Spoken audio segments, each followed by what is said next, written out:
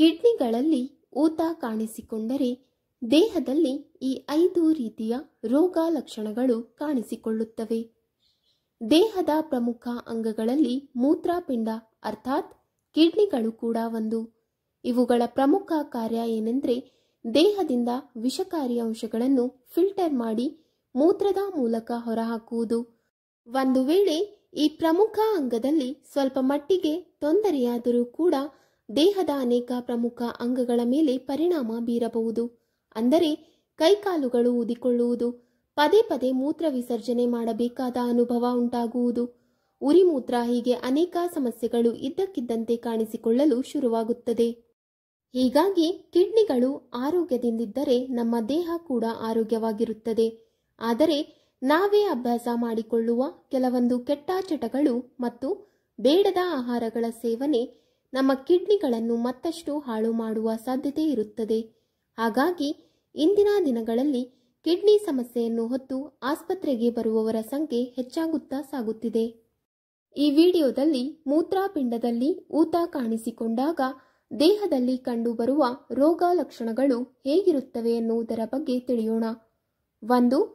ಒಂದು ವೇಳೆ ಮೂತ್ರಪಿಂಡದಲ್ಲಿ ಅಥವಾ ಕಿಡ್ನಿಗಳಲ್ಲಿ ಉರಿಯೂತದ ಸಮಸ್ಯೆಗಳು ಕಾಣಿಸಿಕೊಂಡರೆ ಮೂತ್ರಕ್ಕೆ ಸಂಬಂಧಿಸಿದ ಲಕ್ಷಣಗಳು ಕಾಣಿಸಿಕೊಳ್ಳುತ್ತದೆ.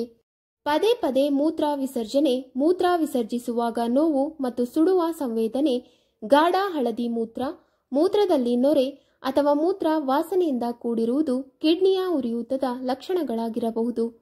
ಈ ಸಮಸ್ಯೆ ಪದೇ ಪದೇ ಇದೇ ರೀತಿಯಾಗುತ್ತಿದ್ದರೆ ಇದು ಕಿಡ್ನಿಗಳ ಗಂಭೀರವಾದ ಆರೋಗ್ಯ ಸಮಸ್ಯೆ ಎಂದು ಪರಿಗಣಿಸಲಾಗುತ್ತದೆ. ಇಂತಹ ಸಂದರ್ಭದಲ್ಲಿ ಡಾಕ್ಟರ್ ಬಳಿ ತೋರಿಸಿಕೊಳ್ಳುವುದು ಮತ್ತು ಅವರಿಂದ ಸರಿಯಾದ ಸಮಯಕ್ಕೆ ಸೂಕ್ತ ಸಲಹೆ ಮತ್ತು ಸೂಚನೆಗಳನ್ನು ಜೊತೆಗೆ ಚಿಕಿತ್ಸೆಯನ್ನು ಪಡೆದುಕೊಳ್ಳುವುದು ಒಳ್ಳೆಯದು. 2.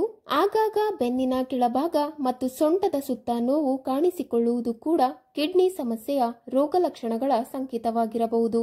ವಾಸ್ತವವಾಗಿ ಕಿಡ್ನಿಗಳಲ್ಲಿ ಉರಿಯೂತ ಕಾಣಿಸಿಕೊಂಡಾಗ ಇವುಗಳ ಮೇಲೆ ಒತ್ತಡವು ಕೂಡ ಜಾಸ್ತಿಯಾಗುತ್ತದೆ.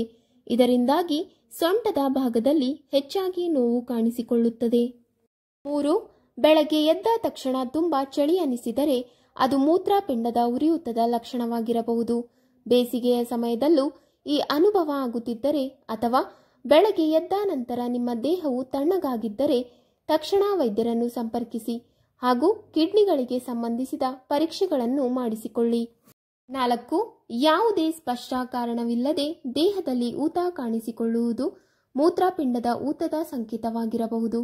ವಾಸ್ತವವಾಗಿ ಮೂತ್ರಪಿಂಡವು ಸರಿಯಾಗಿ ಕಾರ್ಯನಿರ್ವಹಿಸಲು ಸಾಧ್ಯವಾಗದಿದ್ದಾಗ ದೇಹದಲ್ಲಿ ಹೆಚ್ಚುವರಿ ದ್ರವವು ಸಂಗ್ರಹವಾಗಲು ಪ್ರಾರಂಭಿಸುತ್ತದೆ. ಇದು ದೇಹದಲ್ಲಿ ಊತಕ್ಕೆ ಕಾರಣವಾಗಬಹುದು. ಈ ಊತವನ್ನು ವಿಶೇಷವಾಗಿ ಪಾದಗಳು, ಕಣಕಾಲುಗಳು, ಮುಖ ಮತ್ತು ಕೈಗಳಲ್ಲಿ ಕಾಣಬಹುದು. ಇದನ್ನು ವೈದ್ಯಕೀಯ ಭಾಷೆಯಲ್ಲಿ ಎಡಿಮಾ ಎಂದು ಕರೆಯಲಾಗುತ್ತದೆ. ಇಂತಹ ಲಕ್ಷಣಗಳು ನಿಮ್ಮಲ್ಲಿಯೂ ಕಾಣಿಸಿಕೊಳ್ಳುತ್ತಿದ್ದರೆ ಕೂಡಲೇ ವೈದ್ಯರನ್ನು ಸಂಪರ್ಕಿಸಿ ಸೂಕ್ತ ಚಿಕಿತ್ಸೆ ಪಡೆದುಕೊಳ್ಳಿ. 5.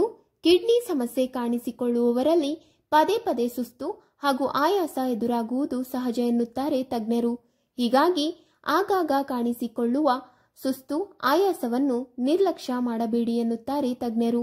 ಯಾಕೆಂದರೆ ಕೆಂಪು ರಕ್ತ ಕಣಗಳನ್ನು ನಮ್ಮ ದೇಹದಲ್ಲಿ ನಿರ್ವಹಣೆ ಮಾಡುವುದು ಕಿಡ್ನಿಗಳು ಬಿಡುಗಡೆ ಮಾಡುವ ಇಪಿಒ ಎನ್ನುವ ಹಾರ್ಮೋನ್ ಕೆಲಸ.